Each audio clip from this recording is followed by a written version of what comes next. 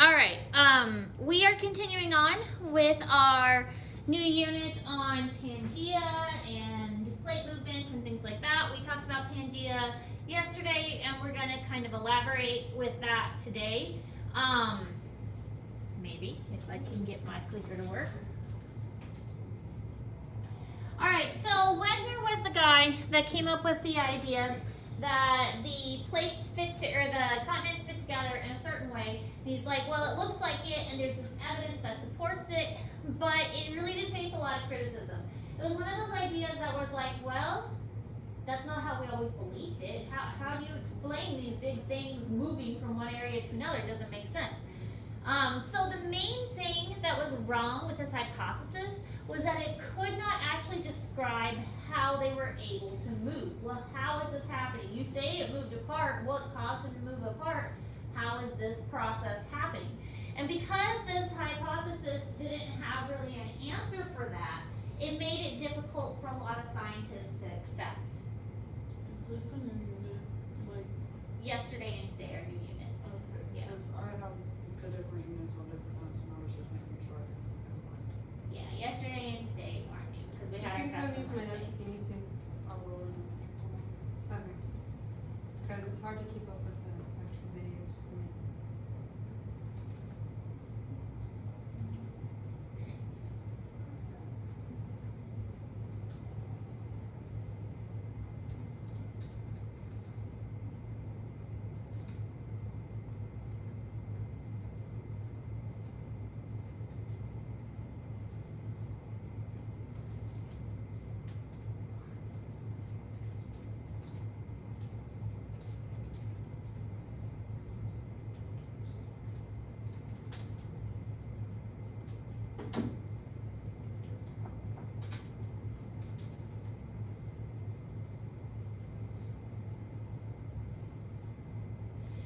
Alright, so Wegner proposed several ideas for how this could possibly work.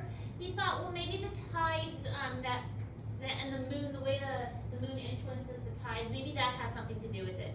But physicists, the ones who actually studied that, was like, yeah, no, that's not going to explain how these big land masses moved. The larger and sturdier continents broke through the ocean crust. That was another idea, but there was really nothing that supported that. So most scientists in the early 1900s, they rejected it. They said, well, good idea, but no, because you can't prove how they move. You don't have anything to show how they move, so your hypothesis that there was this whole Pangea, it's not exactly right. So at the time when he first presented it, it came up with so much criticism, and he couldn't show how it actually moves, so they're like, yeah, no, we're not buying it.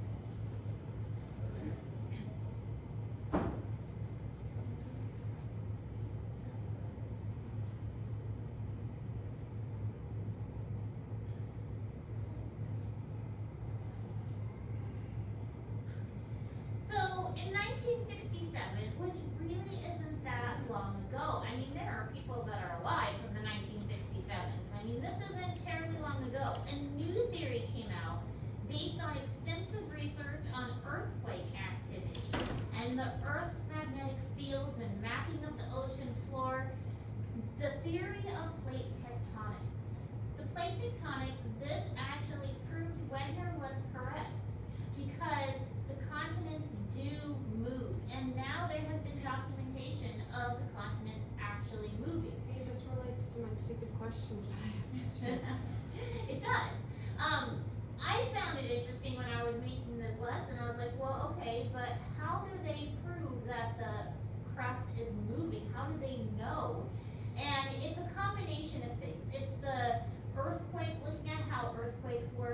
looking at the magnetic poles, mapping how the ocean floor has changed. It helps that technology has gotten better so that we can do these things a little bit easier. And what we discovered was that the Earth is actually sitting on, or the surface of the Earth has these huge plates. And some of the plates go below the ocean, and some of them are continents that we see above the ocean level. But there are these huge plates, and these huge plates are constantly interacting with each other. It explains volcanoes, it explains earthquakes, and it also explains how this Pangea idea caused the land continent to separate over millions of years. This also explains how mountains are formed. The plates pushing up together and running into each other created mountains. So this idea of plate tectonics that was discovered, or that was presented in 1967, it kind of answered a lot of those questions that Wegener couldn't originally answer. So this guy named Suzo Wilson, and you can notice it even looks like an actual picture because again, the 1960s wasn't terribly long ago. There's a lot of people like grandparents that are still from that time, so this is a relatively new theory. He developed a new theory based on the idea of continental drift. So we've already mentioned continental drift and why that was important, but we couldn't prove it before. Well, now we can. Now we can say that this is what's happening and this is why it's happening. And this guy named J. Suzo Wilson was the one that came up with it in the 1960s. I find it interesting that this was just the 1960s because I always learned about plate tectonics and continental drift, and it just seems like it's always been around, but it hasn't. It's one of those things that's, as far as science is concerned, relatively new. My grandpa was the first one to see it. Yeah. He had his own band, actually. That's fun.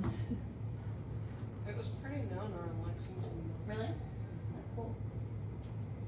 My grandmother was a famous doll maker. She made porcelain dolls in her basement and gave lessons. The only famous family I have is famous owners of a gun company.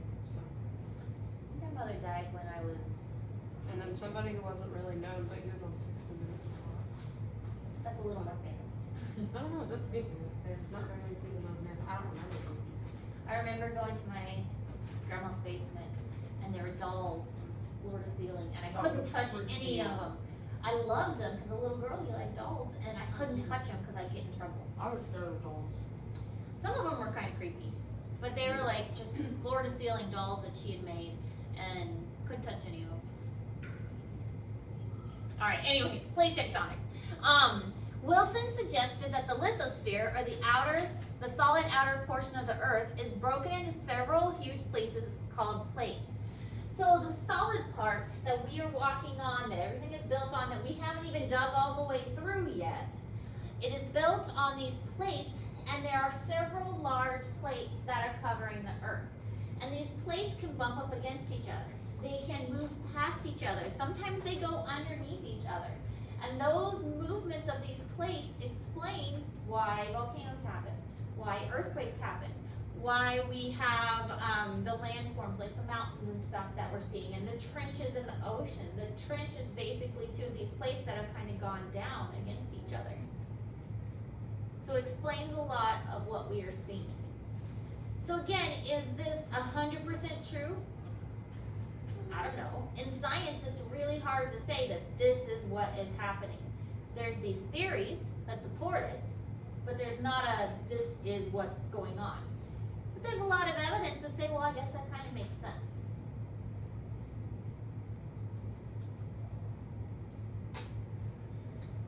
So here are the major plates of the world. You can see that some plates are bigger than others. They have kind of weird names to them. I'm not going to expect you to know the names, but this picture is in Google Classroom for you. So we've got some large plates here. Here's another large plate down in Antarctica. Pacific plate. Here's a North American one. There's a smaller one here.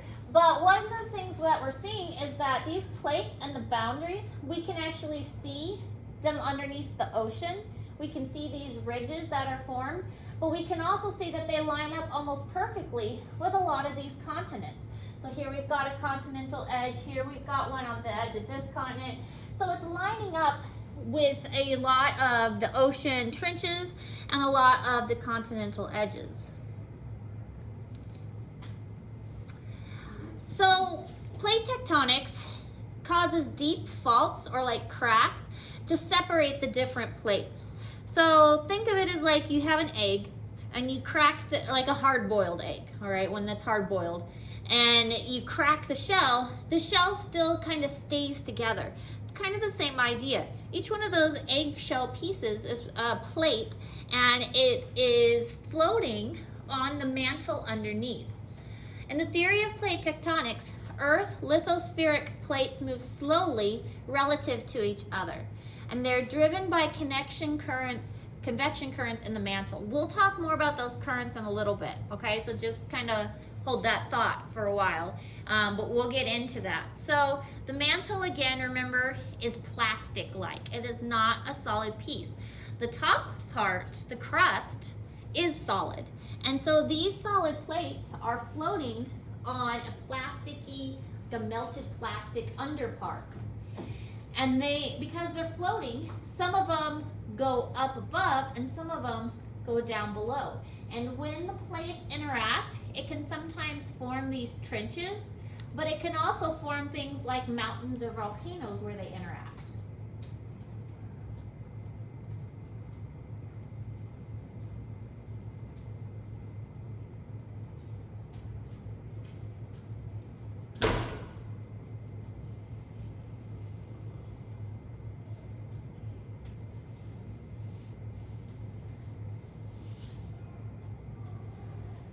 So the movement of the plates results in earthquakes, volcanoes, and mountain building. And this just kind of shows what's going on under the surface. This is what they have guessed is happening. We have these areas of disruption that are pushing the plates apart, and then that causes the plates to move and then come back down. They remelt, and it kind of goes in a circle. That's that convection current. And again, we're going to get into that in more detail a little bit later on. But I mean, we're talking about massive chunks of earth that are being moved. So it's no wonder that we get earthquakes, or that volcanoes form, or that the plates rub up against each other and create mountains.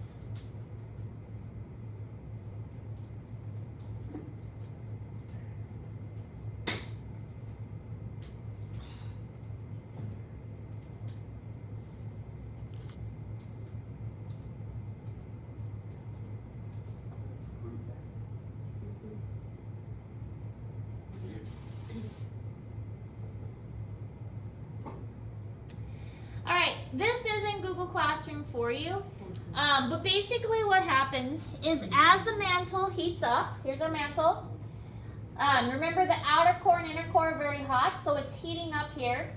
It moves away from the center of the earth because hot things rise, cold things sink. We'll learn more about that when we talk about weather as well. Hot air rises, like a hot air balloon rises, cold air sinks.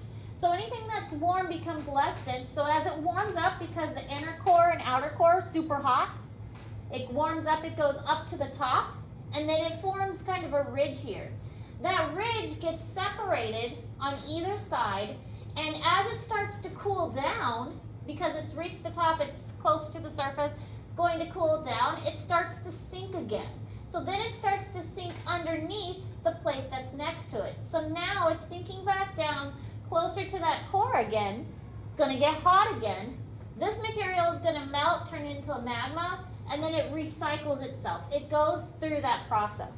Think of like a lava lamp is a great example. With a lava lamp, the lava material is at the bottom, and then it heats up and it floats up to the top. As it floats up to the top, it cools. When it cools, it floats back down to the bottom, and the process repeats itself because the bulb will heat it back up, floats back up to the top, cools, comes back down. That's how a lava lamp works, and the process is the same for this. Gets heated up by that core, which is very, very hot. The heat makes it rise to the surface. It pushes against this ridge, and then it makes the slab move because the heat is constantly pushing against it. As it cools, though, it starts to go back down, until it reaches that core again where it's really hot, and then it warms up and the process repeats itself. So we call that the convection current. The convection current, because it's heating and cooling down, it cools back down, it heats back up, and it goes in a circle. And that's what's causing the plates to move. There is new plate being made in that portion, and there is old plate being melted down and recycled in this portion. So this is where you're going to see a lot of volcanoes making new plates. This is going to be a lot of like deep trenches and ridges because it's being pushed down and recycled. It makes sense when you think about it like that. But also, we're going to watch a movie to explain it.